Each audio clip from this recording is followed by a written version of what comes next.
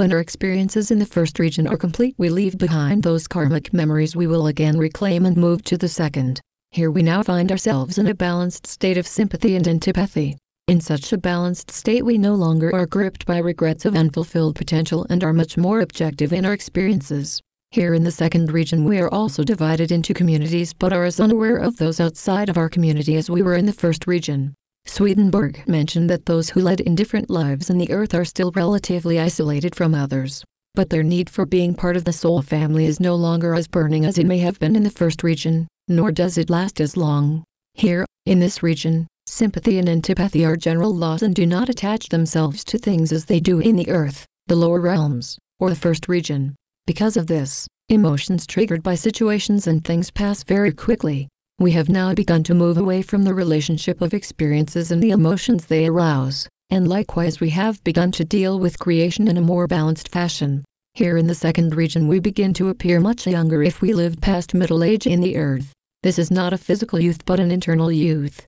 If we were to appear to others in materiality at this time we would project that image we had at the height of our physical vitality. The further we move through the regions outward from materiality, the younger and more vital we appear internally. We are illumined by those great ministers of mercy, and we receive life, light, and wisdom through this irradiation. In this region we are much more aware than ever before of those influences which work upon us. Life becomes much more instructive for us. We still deal largely with our earth choices and potentials, but because sympathy and antipathy are in balance, we do so much more objectively. Rudolf Steiner noted that in the second region we interact more with spirits, souls, and angels from higher realms, and our travels to other dimensions continue at the same rate as they did in the first region. Like before, our travels are to give us that which we need to better grow in the second region as we continue to work with the elevation and true nature of our lives just lived in the earth. We feel just as close to those in our communities as we did in the first region, and we find that we possess a striking familiarity with all of those we contact. All activity in the second region is mental and we are present by force of our mental energy. We can easily find ourselves anywhere we wish just by thought and can even be in more than one place at a time. Omnipresence is a concept we find difficult to relate to in materiality, but it is far more natural as data in other regions. We have shadows of omnipresence in the earth, where we can be several places by force of our influence. We are aware of how mechanical communication devices can lend an aura of omnipresence to our being in the earth. But these are only the poorest reflections of the true omnipresence, which is a normal attribute in other regions ruled by mental or spiritual energy. Helen Greaves wrote that in the second region we have just to think of something and it is reality. However, we cannot change things as they exist. We can only experience them. Essentially reality works on us rather than us on it, and although we can move into any or all aspects of reality, we cannot in any way modify what we experience. The pattern is the same. As we grow in experience, we expand to fill more and more of the region we occupy, until we embody it all. Nonetheless, we do not crowd out the countless others who occupy the same time and space as we do, for we have left time and space far behind us in the earth. When leaving the second region we leave behind those illusions created by our mental activities in the earth. But by contrast with the first region, we do not return to pick up anything left behind in this realm.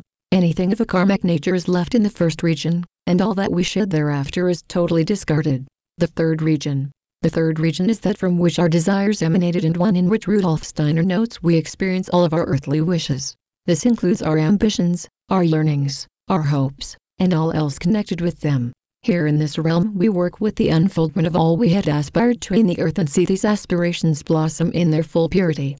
We are relatively unaffected emotionally, because we have left such a capacity behind in the first region. We experience not what we had aspired to, but rather the combination of our earthly motivation and our expectation, raised to their ultimate expression. Those who were particularly religious in the earth spend the longest time or experience more in the third region than others, as also do those with very strong faith. Those whose lives were more mental in their attitudes spend far less time in this region than those who were not. As in other realms, we live in community in the third region and work together as well as with the angelic kingdom as described by Emanuel Swedenborg. Also, we cannot change what we experience in the third region. We traveled out of this region from time to time as in the others which preceded it. There are striking similarities between the first, second, and third regions. One deals with the mental, another the emotional, and another with the aspirations. The fourth region. The fourth region is the region of attraction and repulsion. When passing through this region we have the opportunity to deal with our earthly likes, dislikes, and our attachment to them.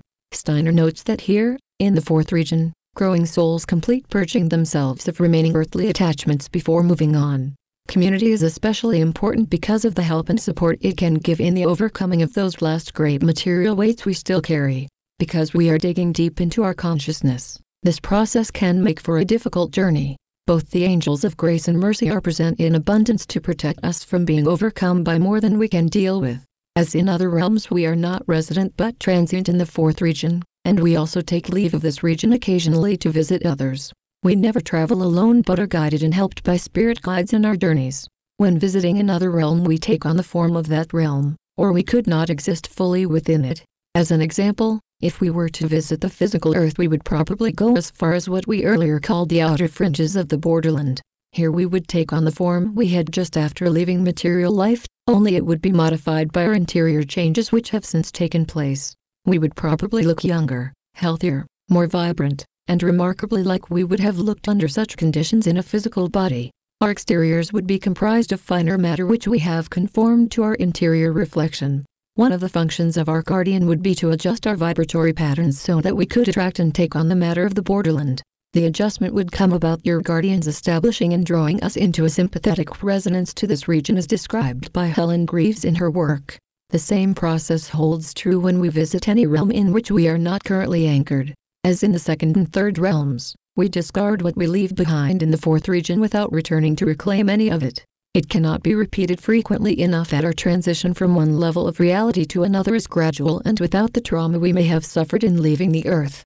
The reason separation from the earth is so traumatic is because of our fixation resulting from such an extremely narrow focus.